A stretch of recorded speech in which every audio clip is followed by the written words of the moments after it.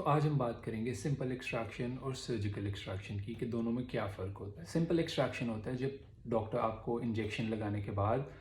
सिर्फ manual instrumentation से यानी कि फोर्सेप और एलिवेटर जो दो हम डिफरेंट टाइप के इंस्ट्रूमेंट्स यूज़ कर रहे होते हैं उसकी हेल्प से हम आपके दांत को एक्सट्रैक्ट कर देते हैं। उसमें किसी किस्म की कोई हमें कटिंग नहीं करनी पड़ती या कोई मोटराइज्ड इंस्ट्रूमेंट नहीं यूज़ करना होता। Surgical extraction on the other and तब की जाती है जब दांत का निकलना मैनुअल इंस्ट्रूमेंटेशन के तहत मुश्किल हो, यानी कि उसको सराउंडिंग बोन ने पकड़ा हुआ हो, उसकी रूट्स जो हैं आइदर कर्व्ड हों या दांत स्ट्रेट एंगुलेशन के बजाय हल्का सा टिल्टेड एंगुलेशन पे हो या फुली इम्पैक्टेड हो, लेटा हुआ हो, तब हम उसको करते हैं इस्तेमाल।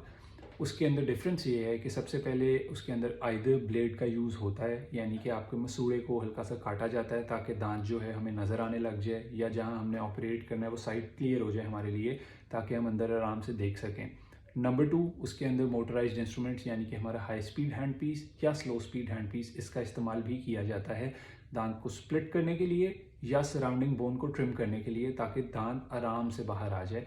और थर्डली, अगर आपकी रूट्स कर्व्ड हैं तब भी आपकी सर्जिकल एक्सट्रैक्शन ही प्रेफर की जाएगी। उसकी रीज़न ये है कि अगर रूट कर्व है और अगर हम उसको मैनुअल इंस्ट्रूमेंटेशन के तहत फोर्स लगा के निकालेंगे तो रूट के टूटने का चांस बढ़ जाता है और वो टूटा हुआ हिस्सा वहाँ डिसलॉज्ड रह जाता है और उसके लिए फिर हमें और ऑपरेट करके और बोन को ट्रिम करके हमें अंदर से निकालना पड़ता है। कुछ ऐसे केसेस भी होते हैं, यूजुअली ये इंपॉर्टेंट नहीं है या हार्ड एंड फास्ट रूल नहीं है कि सिर्फ विजडम टूथ के केस के अंदर ही सर्जिकल एक्सट्रैक्शन हो, किसी भी आम दांत के केस के अंदर भी सर्जिकली हम उसको एक्सट्रैक्ट कर सकते हैं। उसकी रीज़न ये है कि अगर दांत आपका रूट कनाल ट्रीटेड है तो उसका हाई चांस होता है ब्रिटल होने का, कि अगर हम उसको ज़्यादा ज़ोर लगाएंगे, प्रेशर दे के काम करेंगे तो वो टूट जाएगा। तब भी हम सर्जिकल एक्सट्रैक्शन के लिए ऑप्ट करते हैं। उसके अलावा अगर आपका कोई दांत,